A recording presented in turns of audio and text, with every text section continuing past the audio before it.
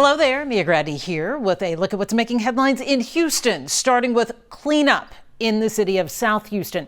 That's after a massive tank rupture caused thousands of gallons of tar to spill, killing one worker. Gochi Iloka details the efforts.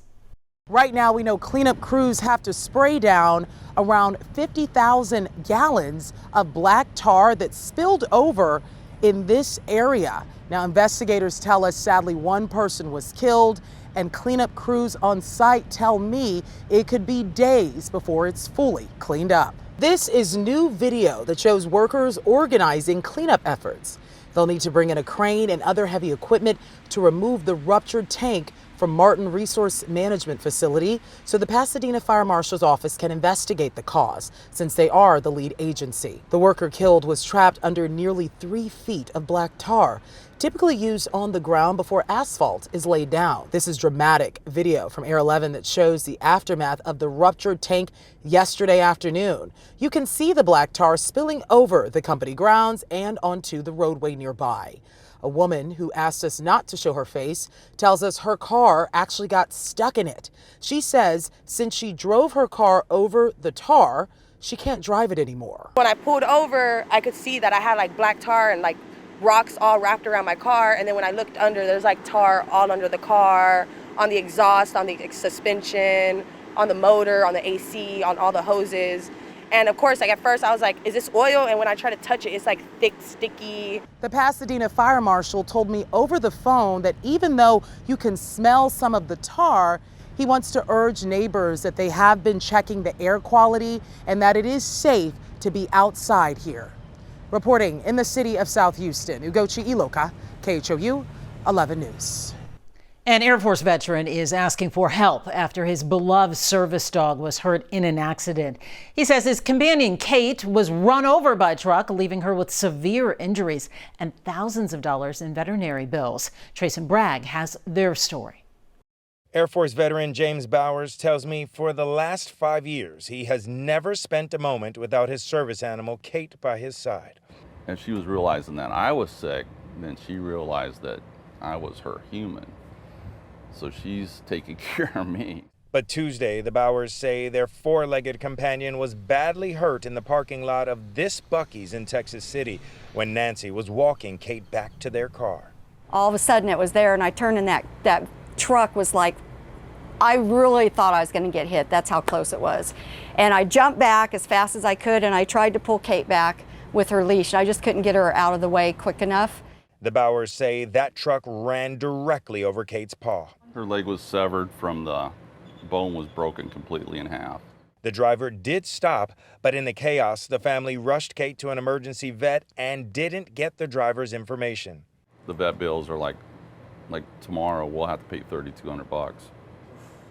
And the day before that was $15,000, and then the day before that was $2,000. And as medical staff are working to save Kate's leg, the vet bills have hit $10,000 at a time when money is especially tight for the Bowers. It's overwhelming, but it's also, I'm like, it doesn't matter what it takes.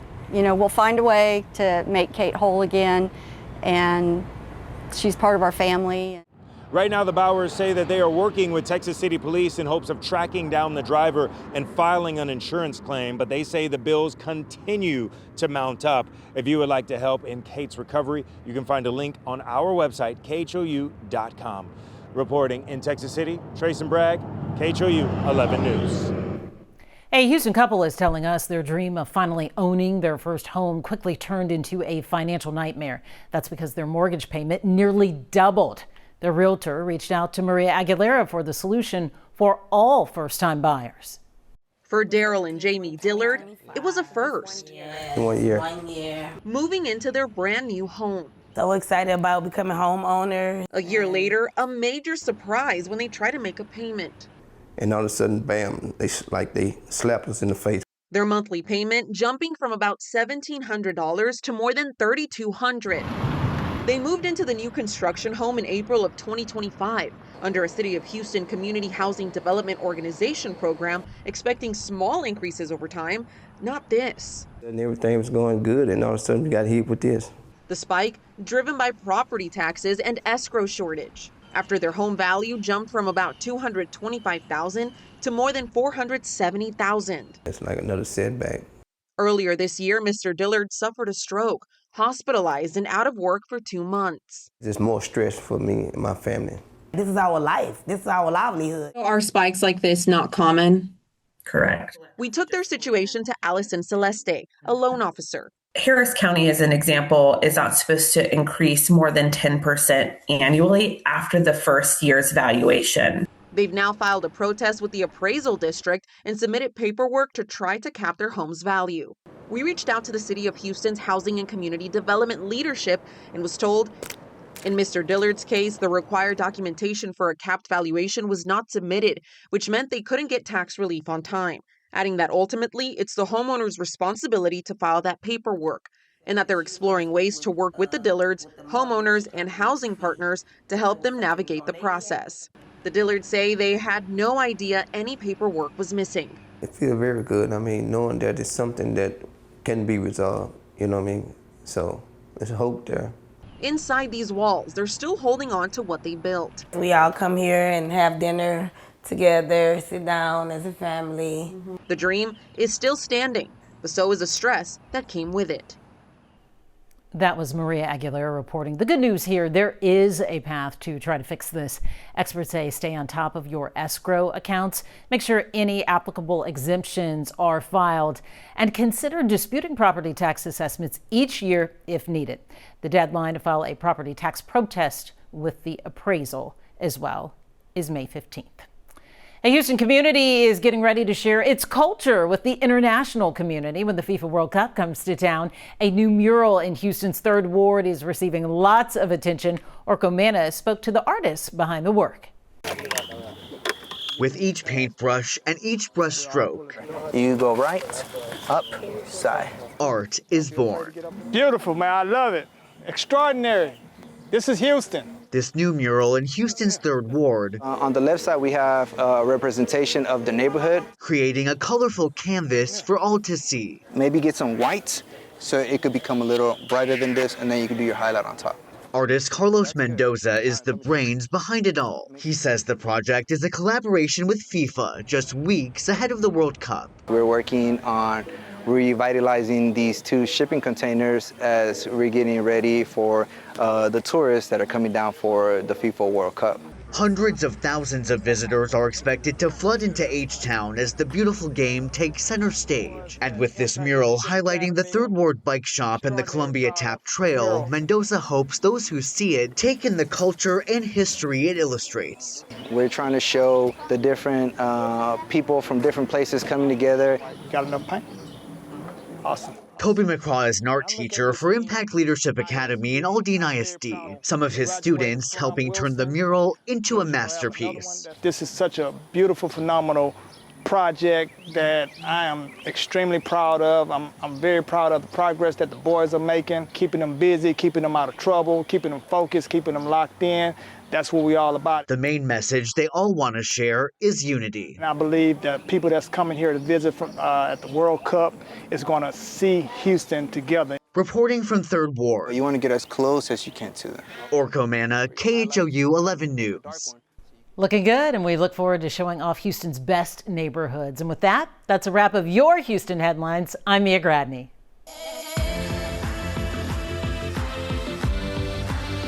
I'm Cynthia Izaguirre with your headlines from North Texas. We will start with the continuing tornado coverage.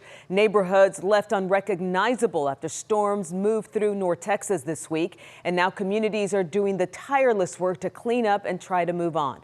Richard Solomon shows us how they're coming together. What North Texas has endured over the past few days is something many say will take years to rebuild from. The National Weather Service has now confirmed 9 tornadoes across the region since Saturday. Y'all be good. Yes, sir. That's why people like Taylor Oliver with Woody's Bar and Grill are stepping up, turning heartbreak into help. It's going to be forgotten about shortly, but the effects are going to last longer than it will be remembered. This weekend, they're hosting a 75th Anniversary Now fundraiser to support families in mineral wells with a promise to match what's raised. It should be a ripple effect. You know, you want a good solid center, and then you want that to ripple out. Runaway Bay and Springtown were hit by tornadoes on Saturday night.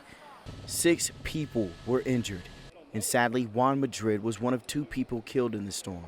I just feel like it could have easily been us, so I want to do as much as I can for those families. And just days later in Mineral Wells, an EF3 ripped through the town, tearing apart homes and lives. We had time to shut the door, and then it hit, and all of our windows were busting, and debris was just flying around in our living room. We learned from officials on Thursday more than 130 buildings were either damaged or destroyed. And right now they're asking people to bring storm debris and yard waste to drop-off sites in town. What they hope to do this weekend is just a small part, but it gives people something to hold on to. You realize who your friends are and who your family is. In Mineral Wells, I'm Richard Solomon. On Thursday, the grandmother of Tanner Horner took the witness stand. Her grandson is trying to avoid the death penalty for murdering 7-year-old Athena Strand. Senior crime and justice reporter Rebecca Lopez was in court. The defense team called Tanner Horner's grandmother to the stand, hoping jurors would see the man she helped raise through her eyes. But her testimony didn't shield him. It pointed right back at him. Who's responsible for putting us here for where we are today? Tanner. She also apologized to Athena Strand's family, surprising everyone in the courtroom. I'm so sorry for Athena's parents. More than you'll ever know. We think about you every day, and I pray for you every day. Athena's family held their composure and emotions. There's nothing I can say to make anything better, and I'm sure there's not. I just want you to know that I have not forgotten you or your daughter. She also tried to give jurors context, describing Tanner's difficult childhood, saying he was bullied and struggled growing up. The defense put up Horner's graduation photos and his diploma and showed pictures with his son. But Athena's family will never get the chance to see her reach those same milestones. I'm very angry, and I'm still working through this. But I still love him. Then the moment that stopped the courtroom. The day after Athena disappeared, his grandmother says she texted him her photo. I called him and said, Tanner, I know you're working out in paradise. Please look out for this little girl. She's missing. She didn't know her grandson was the one who killed her. Prosecutors then asked how he reacted to the text. Okay, I'll look out for her. It was kind of a generic answer. Prosecutors say that generic response speaks volumes, saying Horner had already done the unthinkable and showed no remorse, no heart, and paints the picture of who he really is. In Fort Worth, I'm Rebecca Lopez. Grapevine High School's baseball team is trying to keep its hopes for a 3rd straight state title alive after they were disqualified before the playoffs. It all has to do with a player's eligibility. Brittany Costello was there as the team took its fight to court. A Tarrant County courthouse. We're not going to just give up on our season. Is the last place you might expect to see a North Texas baseball team. I know they would rather lose on the field than lose in a courtroom. But Grapevine High School varsity baseball dad, Lolly Esquivel, says it may be the only place with the power to keep the Mustang season going. Our season's on the line. Esquivel's son, Lolly, is a senior on the team that was supposed to be playoff bound this week, a chance to defend their 2-time state championship title. We were hitting, getting ready for the game. When their coach broke the news hours before their first playoff game, their season is over. It was like a punch in the gut. Like, I feel like I've gave everything to this program, and not to receive the same back was kind of frustrating. The district says the high school sports governing body, the UIL, got a tip Tuesday that a transfer athlete on the team was ineligible based on residence and attendance zone regulations. After the district says it investigated, leadership called it a season. The student in question was initially deemed eligible to play. That's according to a statement put out by the district. Leaders here at Grapevine Colleyville ISD have not said what changed, only that they take responsibility. They would not sit down for an interview. Parents want an explanation, something they say they haven't been given. If we did something wrong, we did something wrong. We'll take the punishment, but I just don't believe we did. Seniors like Esquivel are waiting and hoping a temporary injunction at the Tarrant County Courthouse will save their season, his last playing with his younger brother. Just finding out that the whole thing that we've worked for and then I'll never get to play with my brother again is just kind of like tore me down. It was like kind of like heartbreaking news. In Fort Worth, I'm Brittany Costello. Several local, state, and federal agencies have come together to lay out the World Cup security plan. Kevin Reese breaks down the measures already in motion and what it means for this massive event. This is an exciting time to live and be in North Texas. In his earlier days, the U.S. Attorney for the Northern District of Texas played professional soccer. Joe also was a college soccer player, and if anyone was wondering, I was better. And for the last month and a half has teamed with federal and local law enforcement to keep the North Texas soccer stage safe. This is going to be a red card. They're calling it Operation Red Card, named after the final penalty that gets a player removed from a match. And in the lead up to the FIFA World Cup, that's what they've been doing. Across North Texas since March 14th, charging more than 170 people with federal crimes, removing more than 70 kilos of methamphetamines, 31 kilos of cocaine, 15 kilos of fentanyl seized, along with more than 80 firearms. It puts everyone on notice. If you're out there committing crimes, we will use the federal hammer to keep you in jail. The goal is simple. Violent offenders should understand this loud and clear. If federal charges are on the table, that is what we will pursue. They also want to warn people about the use of drones. The stadium in Arlington for all 9 matches will be considered a no-fly zone, and law enforcement, with the help of the FBI, will be armed with technology to bring unauthorized drones down. We want people to be safe that come from all over the world to experience the beautiful game. And so the purpose is to let anyone out there know that if they intend to hurt people, we're going to bring them to justice. That message for potential criminals. The message for fans, this one from the Arlington police chief. I'm excited for North Texas because this is an opportunity for us to show the world how sporting events should be carried out. The world will be watching. Police ready with a red card for potential trouble. We'll be watching too in Dallas. I'm Kevin Reese. And those are your headlines from North Texas.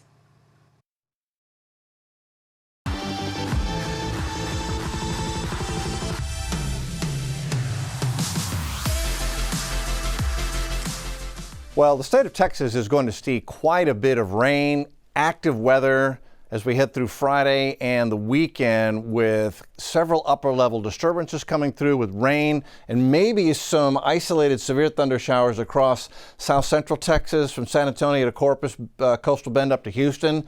This will be during the day on Friday. And then this is a cold front coming in here for the first weekend of May that will also drop temperatures and end up making for a beautiful weekend after we get through a stormy Thursday night and Friday. Big picture. This is Friday going into the early afternoon. Boy, rain across West Texas, Del Rio to San Angelo, Lubbock, Amarillo, El Paso, you're in there included with rain going into early afternoon on Friday.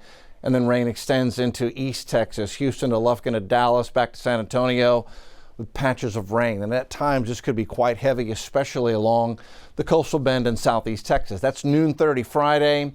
This is 4 o'clock Friday afternoon. Low pressure in the mid-levels moving east, beginning to grab the front, but out ahead of it, still lifting it, so we get pockets of rain from the hill country to San Antonio to Houston to Beaumont and to Louisiana by 4 o'clock Friday afternoon. Friday evening, this is 8 p.m., we're finally going to get the rain pushing to the Texas coast. Rain lets up, but still a couple of scattered showers back here, San Angelo, Del Rio, El Paso by 8 p.m. Friday. The real active stuff on the Texas coast, and then finally the front pushes off the coast. And Saturday morning, rain comes to an end across the state. Could still be a shower hanging on for Brownsville early Saturday morning. That's 5 a.m., but that will end later in the day Saturday as the front pushes into the Gulf. And that opens the door to much cooler weather. First, though, rain totals. This is through the day Friday, overnight Friday into early Saturday before the rain totally ends. Could see 2 to 3 inches in some spots, Pecos to San Angelo out west. South central Texas, widespread 1-2 with pockets of 2 to 3 inches, San Antonio. Houston area could see some areas that see 3 to 5 inches of rain before the rain is all said and done Friday night. Temperatures, so this is going to cool off the state. Friday afternoon, highs in the 50s and 60s for most of the state. Comfortably cool out in West Texas Friday. Saturday morning, a little chilly. Lubbock 43, Marfa 45, San Antonio 54, Houston 55, Harlingen 62. Saturday afternoon, what a day. Sun comes out for most areas, rain ends. San Antonio sunny 72, Dallas sunny and 69, first weekend of May. This is a treat. That's Saturday afternoon. Sunday morning, lows again in the 40s and 50s, and then rebounding under sunny skies and low humidity to temps in the low to even mid 70s Sunday afternoon. So after a stormy Friday, this is a treat of a weekend. That's where we stand, Texas.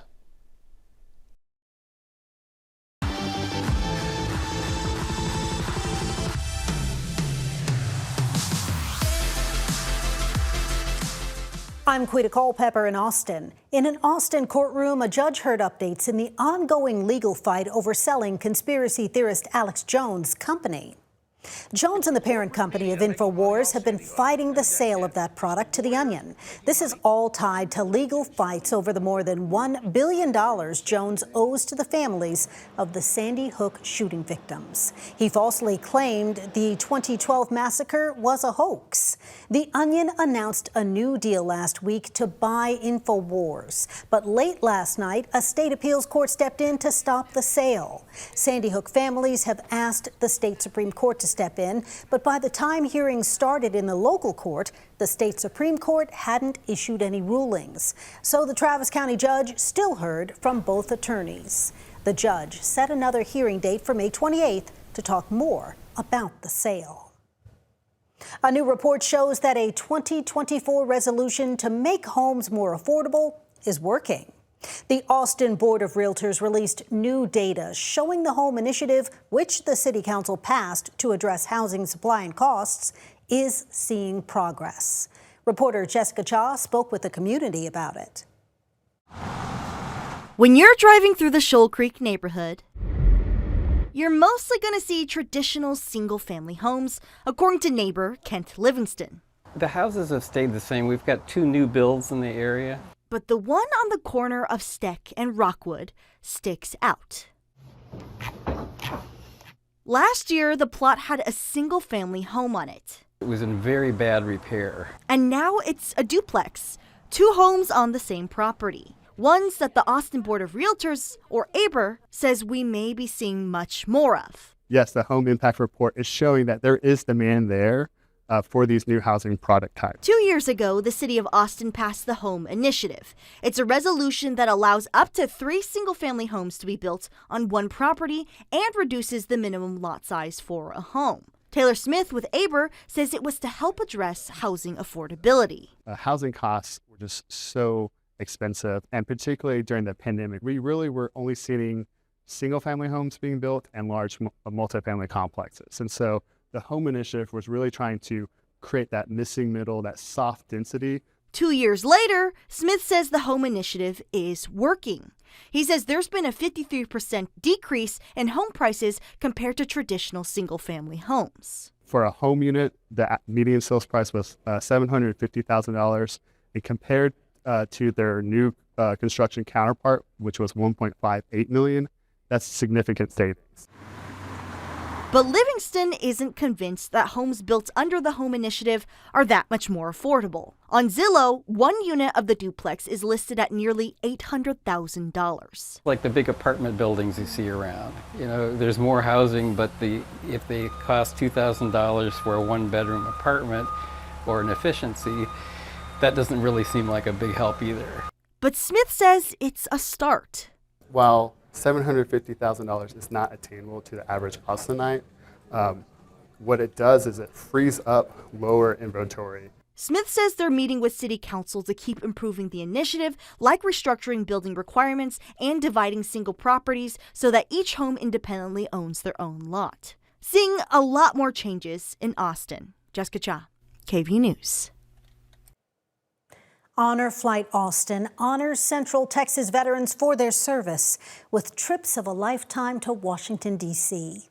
Bob Buckaloo shares the story of a husband and wife from Central Texas who both served during the Vietnam War. When Southwest Airlines Freedom 1 pulled into a gate at Austin's airport recently, a big crowd was waiting inside. They were there to honor and cheer for the passengers returning home from a visit to Washington, D.C. Aboard the plane, a husband and wife who both served their country during the Vietnam War. Christine Guetta, who served stateside in military intelligence, and husband Jack, whose first tour of duty was as a young soldier in Vietnam. Everybody that I served with never questioned what we had to do. They did what they needed to do. All of us did. The only thing we were concerned with was getting yourself home and covering your friends. These are some of the awards that they said I earned. Jack made it home okay and was serving at a base in Baltimore when he met his future wife. Christine was in Army intelligence. I didn't say to anybody, but I'm thinking, boy, that girl's got spunk. That's the one I need to talk to. She's got spunk. She ain't gonna Somebody had to straighten him out. And she did. They got married in 1972, and now on a spring day in 2026, 54 years later, Jack and Chris are visiting the memorials that honor veterans like them, selected by Honor Flight Austin as a way to honor those who gave so much in defense of their country.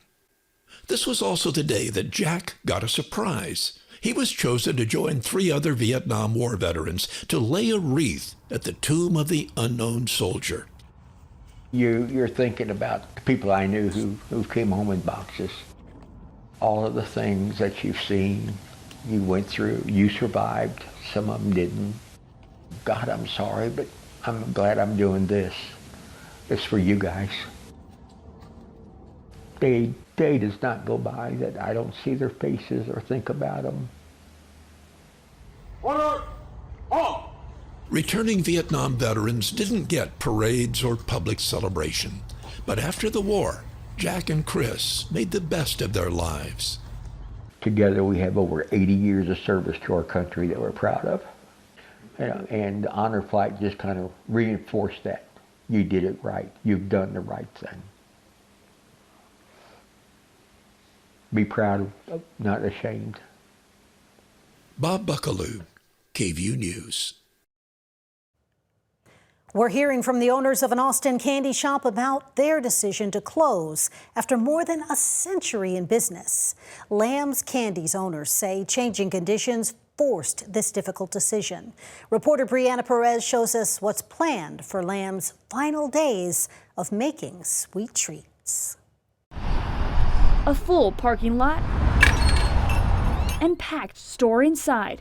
Customers are racing to get their hands on Lammes staples before they're gone for good. So far, it's pralines, Longhorns. I spent roughly $300. It's a lot for candy. Do you think that's all worth it for you? Absolutely. They're gifts. Once they're gone, they're gone. After 141 years in the community, store officials say it's a bittersweet moment. This is like our history book. Vice President Lana Schmidt says it's a family-run business. She began working there when she was 12. See, we used to make stick candy too. I remember doing that as a little girl. From its original shop on Congress Avenue to its current flagship store on Airport Boulevard. Our values are family and quality and great customer service. After all these years, Schmidt says aging ownership and a string of setbacks took their toll. From surviving COVID to a 2022 tornado hitting their Round Rock facility, and now rising costs for ingredients and labor, all leading to the decision to close. We could choose to use a cheaper chocolate. That would change the quality that we have stood by for all of these years, and we're just not willing to do that. Now she says they are taking a step back and using this opportunity to spend time with family and their grandchildren. It just finally became time. We just knew in our hearts that it was time to let go a little and be proud of what we've accomplished. While there's no official end date, she says they're bringing back a fan favorite item just in time for Mother's Day before beginning to wind down operations. It's bittersweet, But you never know. Maybe down the line it'll be resurrected by another generation. They thank the community for continued support and hope this is not a goodbye, but a see you later. In Austin, Brianna Bettis, KVUE News. And that's all from us here in Austin. Hope you have a great day. We're in the national news, as it looks very much like Corpus Christi is going to have the distinction of being the first American city to run out of water. I'm Mike Gillespie in Corpus Christi, where our water crisis is under a growing spotlight. And as the pressure builds, many are asking the same question. When could federal funding for a seawater desalination plant finally reach the coastal bend?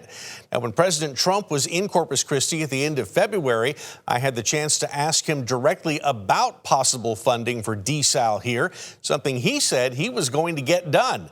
Well, now Corpus Christi City Manager Peter Zanoni tells us that support is on the way and soon. Intelligence coming in from D.C. says that we should hear something soon. We're hopeful.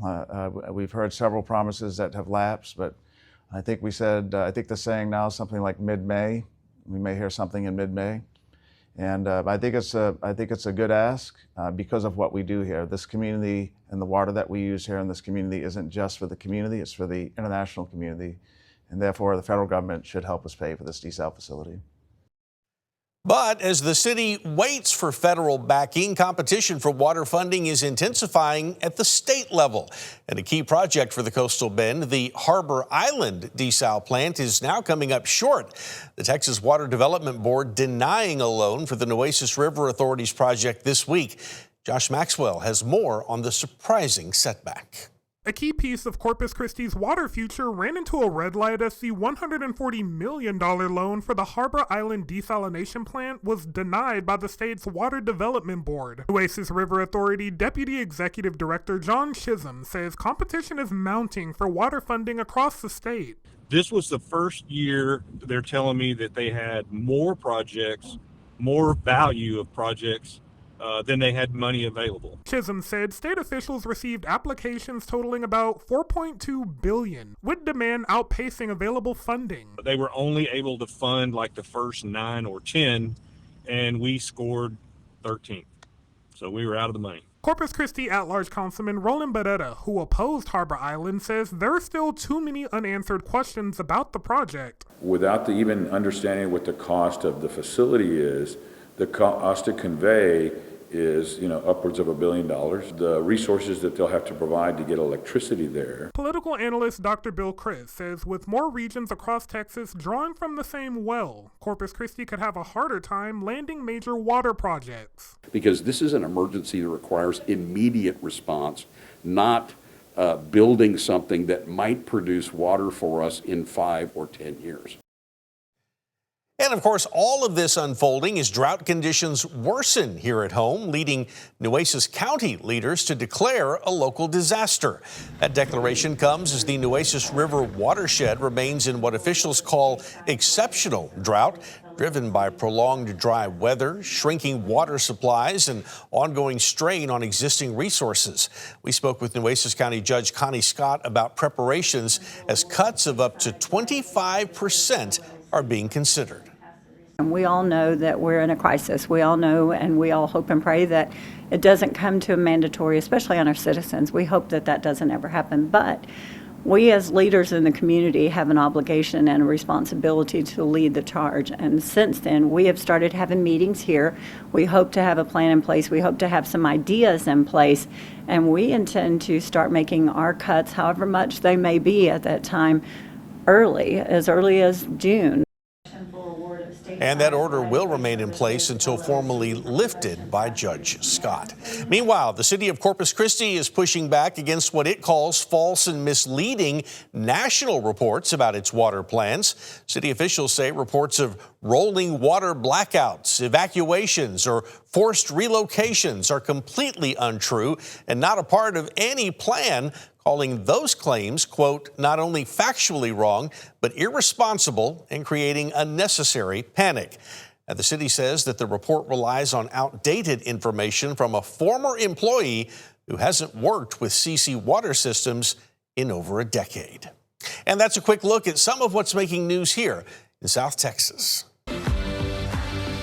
Hi, I'm Brennan Gurley, and here's what's making headlines across East Texas. Smith County's animal shelter policy is sparking new debate after county leaders approved changes that they say will improve transparency and increase adoptions. But some rescue groups say the new system limits their ability to step in before dogs are euthanized. CBS 19's Robert De La Garza reports. Inside Pets for People, dozens of animals are rescued daily, each one hoping for a second chance. We need to come together and find a way to get these animals into homes quicker so that they're not sitting in that shelter and they're not getting euthanized. But across Smith County, advocates say some never get that opportunity. What I want to do is give every animal a chance to live. On Tuesday, during Commissioner's Court, county leaders shared changes to the shelter policy, saying it streamlines decisions and moves more dogs into homes. So when you look at outcomes, we're providing a better outcome for more animals today than we have in the past. Colton Parcell with the Smith County Animal Shelter says stray intake has surged 4 times, while adoptions have also risen. When animals need to come in and we are out of space, this is where the decisions are going to be made. And under a new system, after a 72-hour hold, shelter staff evaluates each dog and no longer have a 30-day limit on euthanasia. But rescues say they're losing critical time. Desiree Stokes with Positive Place Rescue says the shelter skipped a code red alert, a final call to save dogs at risk. Without that code red, we did not give the community a chance. She says that costs several lives, 22 euthanized in the month of April. Silence made these animals die. If there is communication, then there is a chance, and it gives every animal an equal opportunity to babies. Kat Cordoyu is the executive director with Pets for People. She and other rescue groups say it comes down to outreach and teamwork on both sides. Exactly. It's going to take every rescue around here, and not only that, it's going to take a community effort. Starting with the community stepping in. Instead, what this needs to do is ramp people up and make them go to that shelter and look at those animals, and see if they can't find a match. And how action, not policy, could mean everything for these animals' future. For CBS 19, I'm Robert De La Garza. East Texans will hit the polls this Saturday, May 2nd, and TJC and several East Texas school districts are asking voters to decide on bond proposals that are aimed at improving school facilities. One of the major bonds that voters will see on the ballot this Saturday is a $160 million bond for TJC. This bond is aimed at funding 3 major projects: workforce training, student services, and campus safety. TJC leaders say enrollment growth, now around 20,000 students annually, is driving the need for the college's upgrade. There's 20 key workforce and STEM programs that are housed in Pirtle Technology. These are key. These are key for TJC. These are key programs, if you will, for the local economy and our businesses that employ those students. If approved, a resident with a home valued at $252,000 would pay $7 more a month, or about $84 more a year. Among the school district bonds, some voters will see a $20 million proposal from Spring Hill ISD. According to the district website, that bond is designed to address educational and extracurricular facility projects across all campuses with no tax rate increase. That bond may be split into 3 propositions. This includes renovations at the junior high, HVAC upgrades, new buses, and safety vehicles. Funds would also go towards Panther Stadium improvements and upgrades to the tennis complex. And finally, another bond on Saturday's ballot that some voters will see is a $140.25 million bond for Lammes ISD.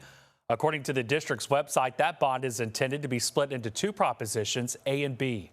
Proposition A for $98.25 million will address aging facilities around the district, safety, security, and new buses. Proposition B for $42 million includes the construction of a new Lufkin High School stadium. The district says the bond would cost the average homeowner about $7.29 more per month if both parts are approved. And that's a wrap of your East Texas headlines. I'm Brennan Gurley.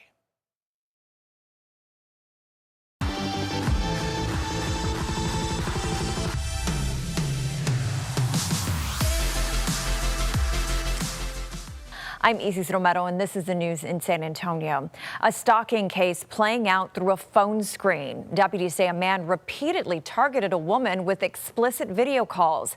Now he's behind bars, accused of tormenting the woman for 2 years. Vanessa Croy has more on the case. Deputies say this wasn't random. It was a calculated pattern that went on for 2 years. But the strangest and most terrifying detail of this case is that the victim didn't even know the suspect and had no idea how he got her information. A chilling crime that could happen to anyone. An accused stalker lurking through a screen, tormenting the victim for 2 years. According to investigators, the suspect, 21-year-old Deontay Wilcher, started harassing the victim back in 2024. The victim telling Bexar County deputies she started getting unwanted FaceTime calls from someone she didn't recognize. And each call, investigators say, was disturbing. Wilcher allegedly would expose himself and perform sexual acts on camera. They say even after being blocked, the calls didn't stop. Instead, investigators say the suspect kept switching emails and accounts, finding new ways to contact her again and again. After following a trail of digital evidence and documenting Wilcher's distinct tattoos, detectives say they were able to track him down at a Westside apartment complex. And when questioned, they say Wilcher admitted to making the calls using a tablet in his mother's apartment. What we still don't know tonight is how Wilcher got the victim's contact information, or if there are other victims still out there. As for Wilcher, he's facing a stalking charge. He's still in jail tonight, held on a $30,000 bond. Vanessa Croy, KENS 5. A bold early morning burglary in Poteet leads to deputies uncovering much more. Simone Simpson has the story. Well, it seems like they went to a lot of trouble to get into a convenience store where there usually isn't a lot of valuable items to steal. Take a look at these stills from the surveillance of the theft that happened on Highway 16 Friday. It was probably a crime of opportunity, and they saw the convenience store there with nobody in it, and they took their shot. What's left in its place is this piece of plywood after suspects forcibly tried to make their way into this super stop after hours. In less than 12 hours, deputies say the car was spotted and pulled over in a traffic stop. Deputies would end up arresting 43-year-old Freddy Jacinto and 42-year-old Crystal Flores, both from San Antonio, on charges of possession of a controlled substance, methamphetamine. Deputies also recovered evidence connecting the vehicle to the burglary. In many cases, especially if it's drug-related, they're just looking for smash and grab type items, things that they can steal and trade for cash or trade for drugs. Jacinto allegedly confessed to the crime, getting hit with a charge of burglary of a building. He's being held in Atascosa County Jail on a $50,000 bond. Flores' bond is set at $20,000. Deputy Chief Kaiser says they're still looking for others involved. There was other people in the security video that we're currently working on getting their identities. And if we do that, we will have further charges for more individuals. Simone Simpson, KENS 5.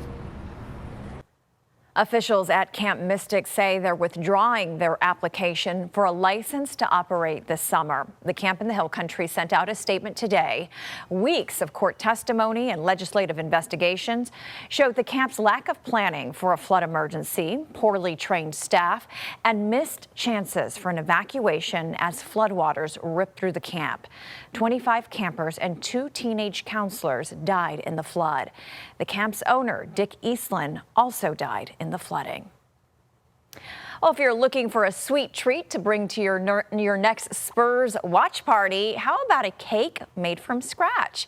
Right now, Sweetness Only, a local home-based bakery, is taking orders for Spurs playoff cakes. We spoke with the owner, who says she's excited to see the team move forward. Had to join in and do something for the Spurs season as we move forward in the playoffs. All of the people who have commented and shared and just shown their love. Absolutely, I really appreciate it. And of course, everyone loves the Spurs. Phenomenal.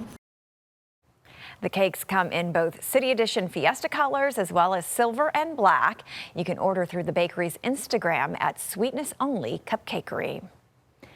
And that's the news in San Antonio.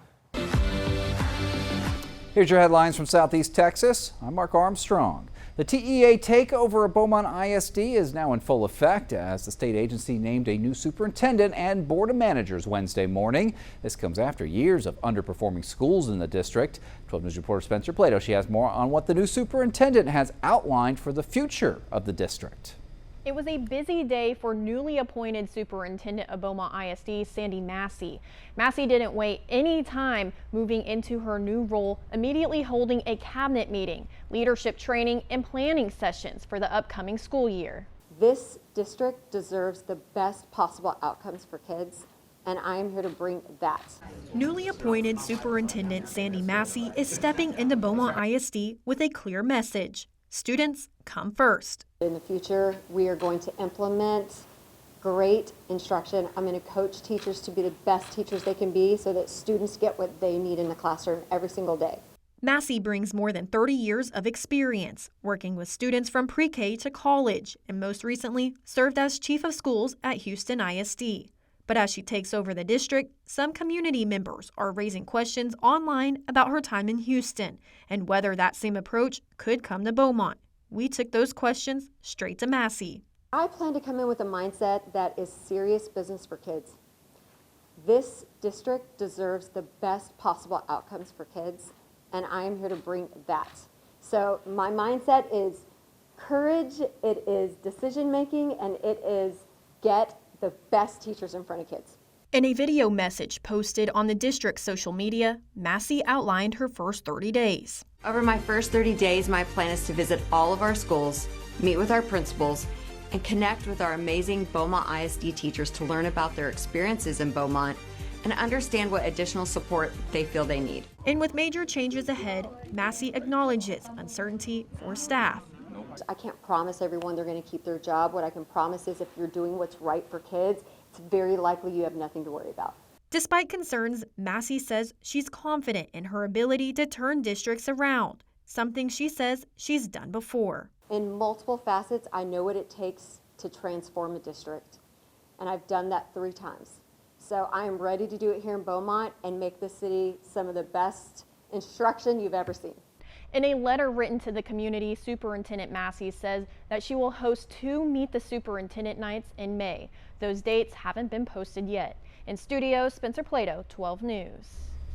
A procession for Deputy Constable Heather Avery Stutes passed through Beaumont Wednesday, and people in the community, they lined the streets as officers escorted her to Broussard's funeral home.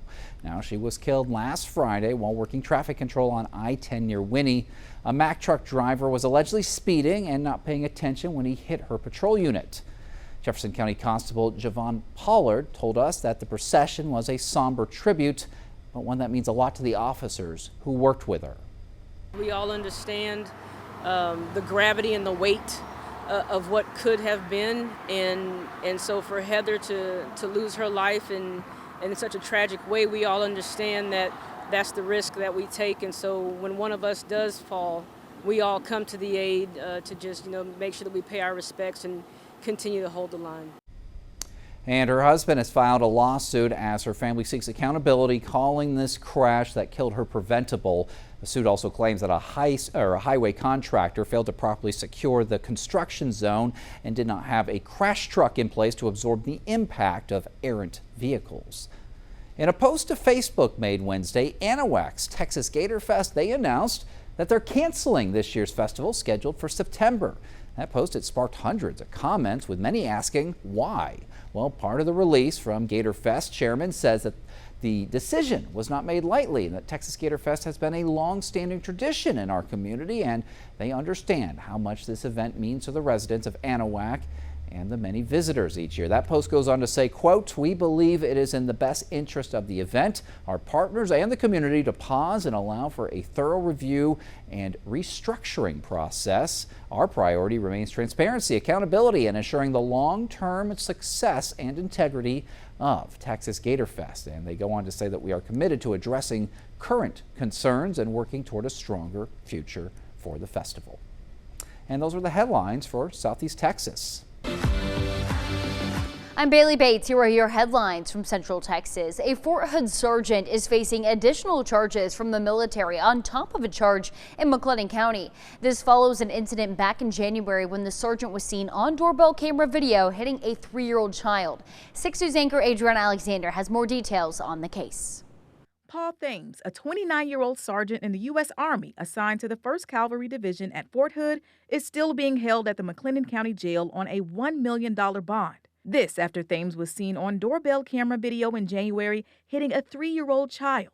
Now the Army's added new charges to his case. I do hope to see jail time in that situation. That child's grandmother, Latoya Hart, said the new charges came as no surprise given what she and others saw on the video. That's, to me, the closest thing to justice when it comes to my grandson that we can get. Thames is facing 2 charges from the Army, the first for assault and the second for domestic violence. Both charges have 3 separate specifications, all tied to violence against a child.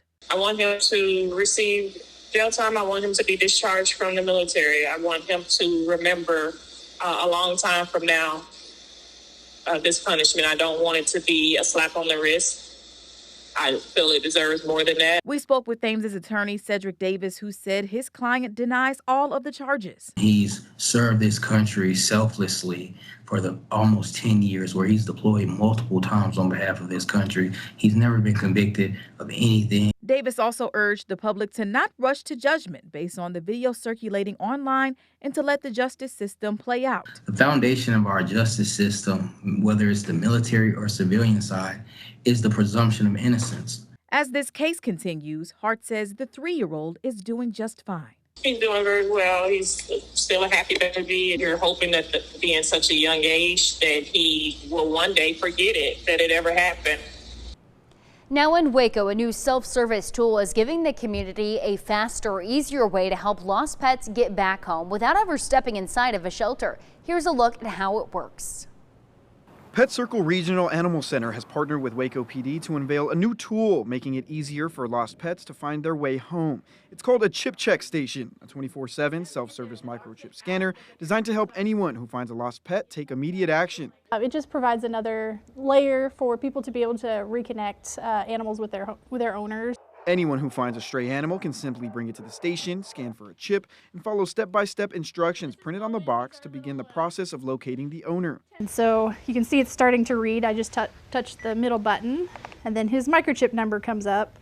That speed can make a big difference. Director of Animal Services with Pet Circle, Melissa Sheldon, says most lost pets are found close to home, meaning a quick scan nearby could be a key in getting them home the same day. If we can prevent animals from having to come into the shelter that have a microchip that can go home, we obviously want to explore that. It definitely helps pet owners too, because they're not having to kind of go to the shelter, see if their animal's there. If they're microchipped, they can go home, right after they get scanned. The stations are also designed to ease pressure on local shelters by keeping animals out of the system when possible, saving space and resources for pets that truly need the care. Being able to utilize a station to be able to get them scanned and home quicker takes less shelter resources, so that animal doesn't have to come into the shelter, and helps us out in the long run. Even if a pet doesn't have a microchip, the station still provides guidance on what steps to take next. And this is just the start. Sheldon says more chip check stations are in the works with plans to expand across different parts of town with fewer resources. Sheldon shared this message to those who want to help. If there's any businesses out there too that have an old newspaper stand that they don't want anymore, we can certainly put it to good use and use it as a microchipping station. Yeah, what a great idea. Those are your headlines from Central Texas.